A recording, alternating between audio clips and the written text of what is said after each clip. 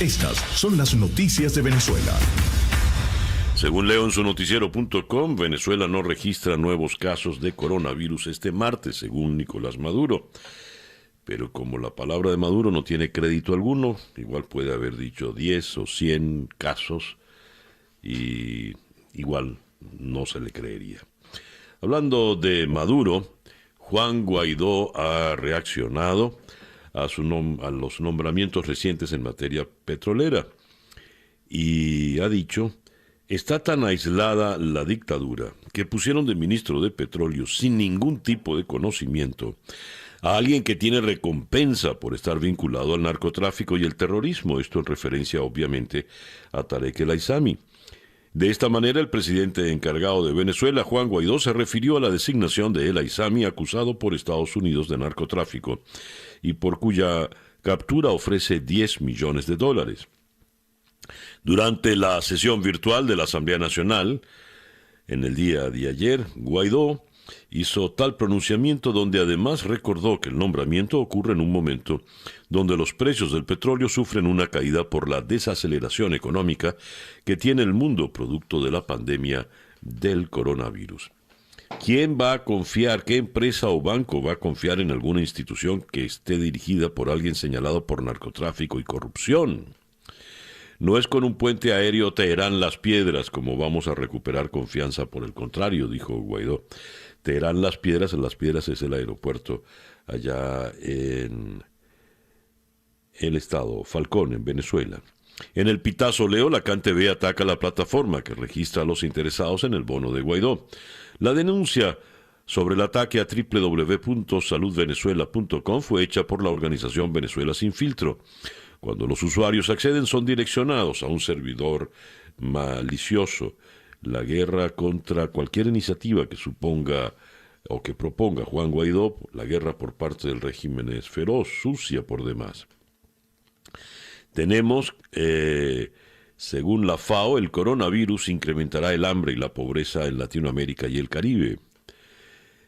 Cabe destacar que para el 2018 ya Venezuela fue clasificada como uno de los países con mayor prevalencia de personas que sufren de hambre. En este nuevo estimado de la FAO, de Naciones Unidas,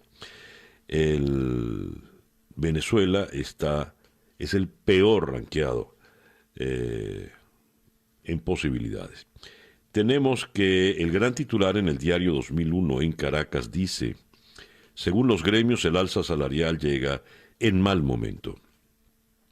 Asociaciones y expertos afirman que el incremento del ingreso mínimo y los controles de precios se aplican en una época nada favorable.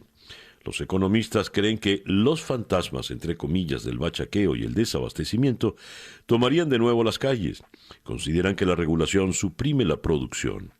Con Industria dice que aguantan solo 15 días. El diario La Voz en Guarenas destaca: para comprar un huevo hay que trabajar 2 días.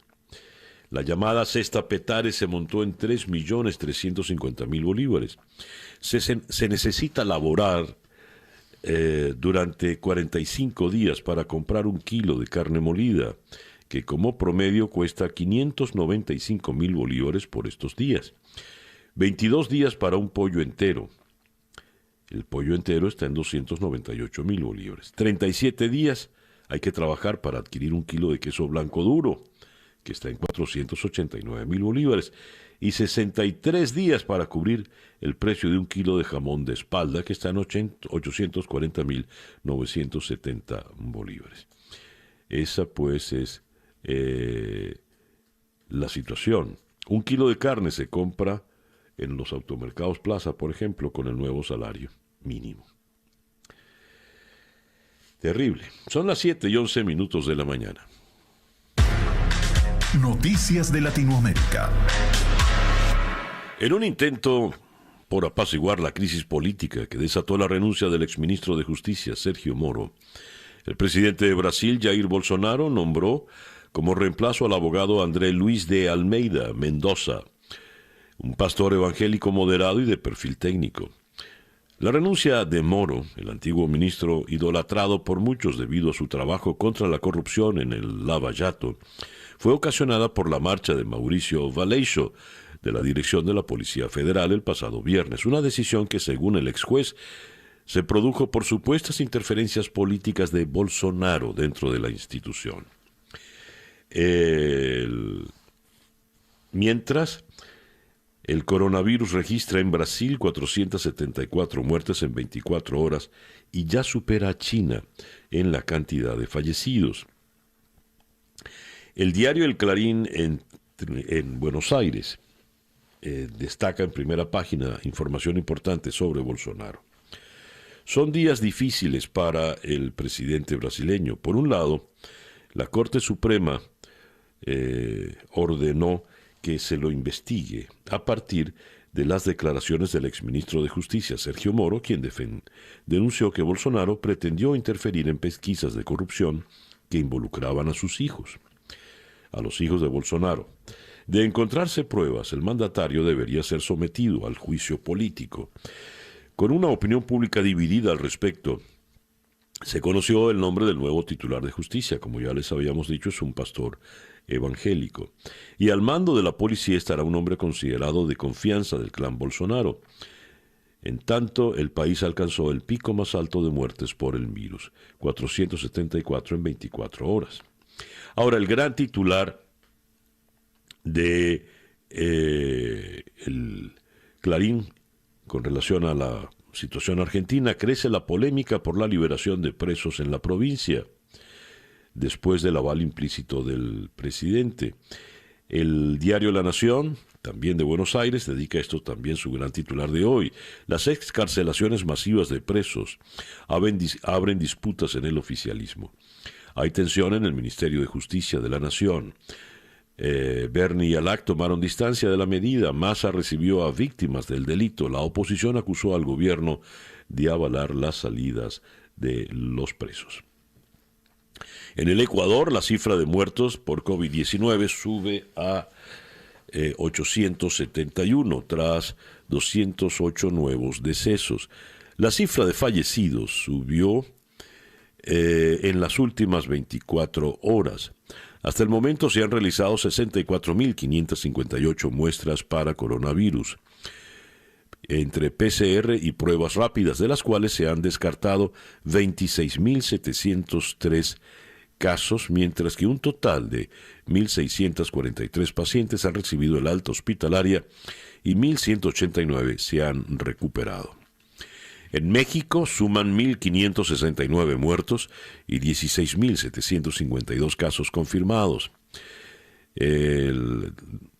Dice: el paso del coronavirus en México continúa su avance y, según el informe de la Secretaría de Salud, hasta el día de ayer se habían reportado 16.752 casos. Hablando de México, pide la industria reactivar ya las cadenas de suministros. Alertan de más casos de COVID en hospitales, dice el gran titular de hoy del diario La Prensa en Managua. Colombia se convierte oficialmente en el país número 37 miembro de la OCDE. Colombia se convirtió oficialmente en miembro de la Organización de Cooperación y Desarrollo Económico, OCDE, que ya prepara la adhesión de Costa Rica. La adhesión de Colombia reafirma nuestro compromiso de unir a los países que se esfuerzan por alcanzar los más altos estándares en las políticas públicas mundiales para mejorar el bienestar y la calidad de vida de sus ciudadanos. Dada su historia reciente, Colombia puede estar orgullosa de lo que es realmente un logro excepcional. Así felicitó el secretario general de la OCDE, Ángel Gurría, refiriéndose a la violencia que ha castigado el país. Y tenemos acá en el diario El Comercio de Lima: furia y miedo en las cárceles, motines internos.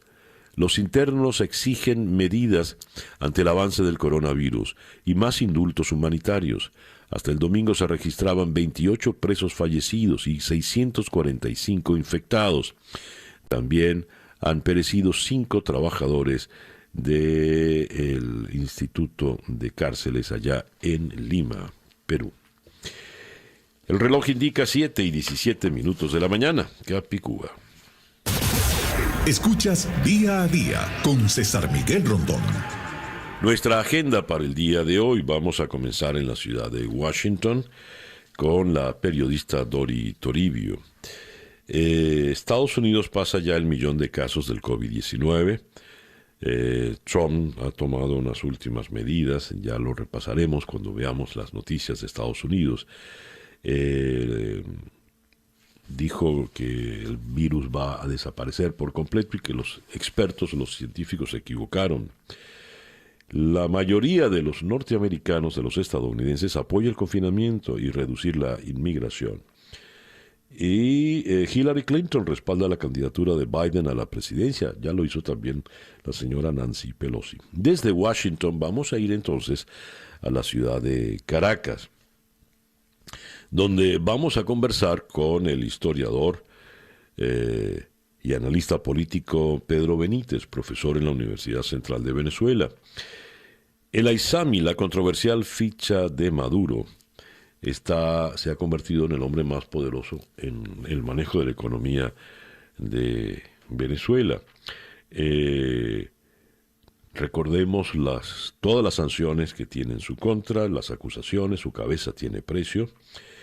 ¿Y qué implica esto para el manejo de la destartalada industria petrolera venezolana? Vamos a abordar ese tema, más darle un vistazo completo, general, al cuadro político y económico por el que está atravesando Venezuela. De allí vamos a ir a Lima para conversar con Diana Seminario. Crisis en el gobierno de Vizcarra, las denuncias de corrupción en compras de equipos de bioseguridad y la desatención en la salud de los policías ocasionaron la salida del ministro del Interior. Mientras el gobierno del presidente Vizcarra busca mantener controlada la emergencia sanitaria y anuncia la entrega de un bono familiar. Recordemos que Perú había diseñado el plan más ambicioso, más generoso en dinero para ayudar a la población. De Lima vamos a ir a la ciudad de Miami para conversar con Mario Penton, periodista del Nuevo Herald. Escasez de alimentos en Cuba mientras envían misiones de médicos a Latinoamérica. ¿Cuál es la verdadera situación del virus en la isla? Y con Penton también vamos a conversar sobre la reunión del gobernador de Florida, Ron DeSantis, con Donald Trump. Ayer DeSantis viajó a Washington para reunirse personalmente con Donald Trump. Abordaremos ese tema también con Mario Penton. De Miami vamos a ir hasta Madrid para conversar con Marina Velasco, periodista del HuffPost. Mientras España registra el dato de contagios más bajo desde el inicio del estado de alarma, Sánchez aprueba un plan de desescalada sin fechas y con 4 fases que asegura durará hasta junio.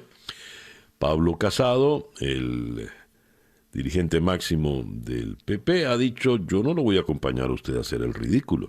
Así que nos ocuparemos también de la situación política ya en España.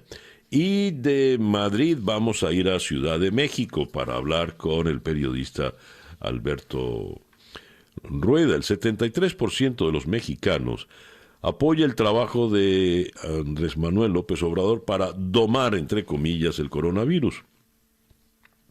Pero los mismos mexicanos que han dicho esto están menos seguros del manejo económico de la crisis por parte del presidente López Obrador. Esa, pues, es nuestra agenda para el día de hoy. Miércoles 29 de abril del año 2020. Esto es Día a Día desde Miami para el mundo y el reloj indica que ya son las 7:21 de la mañana. El editorial con César Miguel Rondón. Persiste el dilema: abrir o no abrir. Casi hamletiano, to be o no to be. Si se abre la economía, así sea progresiva, paulatinamente, se corre el riesgo de que la enfermedad, el brote de coronavirus, tenga un repunte importante. En Estados Unidos se ha planteado un dilema de envergadura. El presidente Trump ha dicho, por ejemplo, las empresas procesadoras de carne deben abrir de inmediato. pero son los trabajadores los que no quieren en este momento ir. De hecho, ya lo tocaremos, hubo un caso dramático de un trabajador que fue obligado a ir a trabajar en la ciudad de Dallas, en una procesadora de carne, y falleció en el puesto. Se sentía mal, lo había advertido, pero aún así los empleadores dijeron, no, usted tiene que venir porque hay una orden presidencial de por medio. Por otra parte, los científicos, los especialistas dicen, si viene el brote, por más abierta que esté la economía, ¿quién va a ir? De manera pues que ese dilema, para el final del mes de abril, cuando ya todos soñaban hace 2 meses con que esto iba a estar superado, pues no lo está. El dilema está intacto. El presidente Trump dijo, todos se han equivocado, empezando por los científicos. Dijo él, los científicos se equivocaron, el coronavirus va a desaparecer. Seguimos equivocados, presidente. Esto por lo visto va para largo.